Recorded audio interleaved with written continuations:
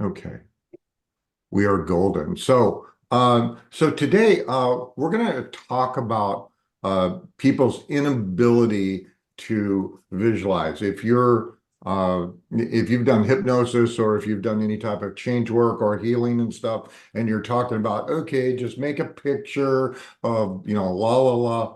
There are people out there who just flat can't do that easily. And what I thought I'd do is just for a moment, what I'd like you to do is just close your eyes and imagine a mythical creature known as the phoenix. And this bird is not bound by the laws of physical world. It soars in the skies of our imagination. It's reborn from the ashes of its own demise. And it captures our desire to remake ourselves into the version that we've always known that we could become. And our adventure today starts with our friend Leo. And Leo had heard legends of the phoenix, a creature said to reside on a far-off island. And this mythical bird possessed the ability to create entire worlds with its thoughts. So Leo, driven by curiosity and a thirst for knowledge, embarked on a remarkable path. But his path was not on any map. It was etched in the tapestry of dreams and possibility. And Leo had to navigate turbulent seas of doubt and fear as he sailed toward this uncharted island where the phoenix was said to dwell. And along the way, he encountered challenges that tested his resolve. Storms of uncertainty raged, and waves of self-doubt threatened to capsize his vessel. But Leo's unwavering determination mirrors the courage needed to overcome obstacles in our own path. So today we're going to explore the world of communication and hypnosis or change work. And I want you to envision yourself like the intrepid explorer Leo. And we're going to venture into the realm of the phoenix as we try to unlock this potential within us to overcome the inability to visualize. Now, how many people on the call, when somebody says, make a picture or imagine yourself, 6 years out into the future, that you can make a visualization of that? I can. That's three, four, okay. But not everybody gets to do that.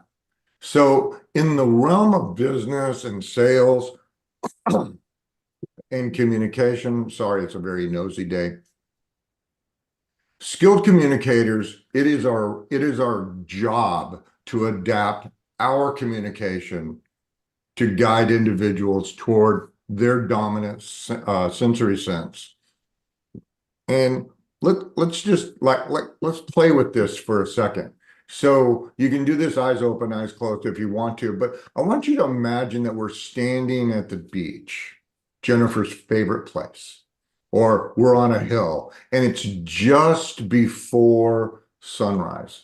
It's still pitch black. When you look around, it's still dark. And maybe you can hear your breath, or maybe you can feel your heartbeat or your feet on the ground. It's wintertime right now, so maybe you can feel like your body heat coming up through your jacket, or you can feel the cold. And on the horizon, it's beginning to change from dark to lighter hues of blue or gray. And as you continue to watch the sky and the horizon, slowly hues of pink and orange begin painting the sky. And as the sun breaks the horizon, feel the warmth of the sun on your skin, or hear gentle rustling of leaves in the breeze, or birds beginning to sing. This multi-sensory experience is going to demonstrate how adding other senses can cater to people that have sensory styles that are different than yours. All right, we're going to do one. We're going to do one more, and if anyone is familiar, I love classical music, and one of my favorites is Vivaldi's Four Seasons. And in the movement called Winter, you hear the music beginning to slow. It starts out really slowly, and then it begins to speed up. And as you're listening to it, if your eyes were closed, you can literally hear the sound of water droplets that are beginning to cascade from the icicles as the ice around the stream, that's within the story begins to thaw. And so auditory and kinesthetic imagery also resonates real deeply with people. And I just wanted to talk about this briefly because only about 20% of the population are truly visual. They lead with that sensory style. Everybody else leads with either auditory or kinesthetic. A very few lead with taste or smell. And very soon I'm going to be doing a workshop on sensory styles. But I thought I'd just kind of go through this, and I want you to kind of think about this when I say the words visual, auditory, kinesthetic. That's one sensory style. So they see visually first, and then they hear auditorily, and then they connect kinesthetically, maybe. All right. The next one would be visual, and then kinesthetic, see, feel, and then hear. The next one might be auditory first, so they hear, then feel, then see. And the next one of that would be auditory and visual, and then kinesthetic, kind of like VAK, only those two have been reversed. And then the last two, which seems to be a large percentage of the population of people that are kinesthetic first, auditory second, and visual third. Well, and the last one is kinesthetic, visual, auditory. And this group of people, I really had to learn how to communicate with that group because it did not make any sense to me. It just like, can't you see what I'm saying? They're like, no, I cannot. Or don't you remember what I told you? No. No. No. Exactly.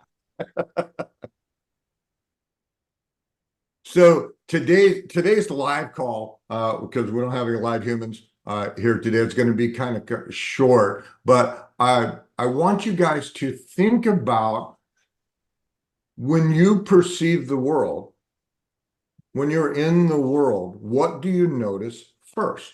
Do you notice how you feel? Do you notice what you see? Or do you notice what you hear? Okay. Once you have that on board, think about your partner or your business associates or your clients or your friends. How do they connect with the world? And one of the easiest ways to find that out is just ask them. Just ask them when you're doing whatever it is that you are doing, what do you experience first? Feelings, sound, or visual, in whatever order. So hopefully the people that are watching this thing live on Facebook, this has shed some light, sounded good, or felt accurate in some aspect of communication. You'll notice I got all three of those in there, along with diverse sensory styles that different individuals possess. And by recognizing and respecting these differences is the difference, at least in my opinion, between being a good communicator and becoming a great communicator.